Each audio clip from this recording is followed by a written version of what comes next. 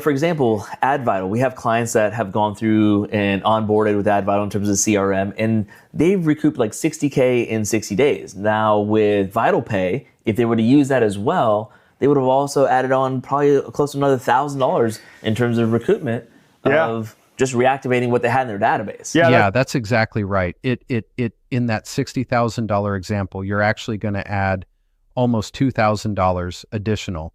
So the 60,000 before, obviously great, right?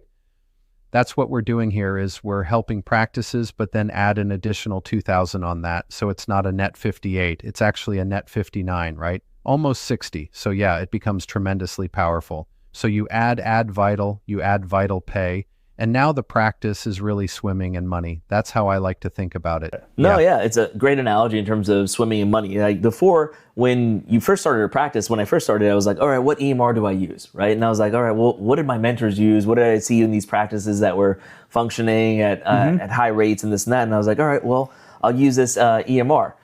The part that I didn't really understand at that time was they had these other fees and these other like nickel and diming systems within them. And then payments was just one of them. Right. And I didn't even realize it until like years later to be like, oh my God, like this is costing me, $3,000 or $4,000 a month in terms of payment processing for something that shouldn't cost as much in terms of being able to do it with dual payment processing.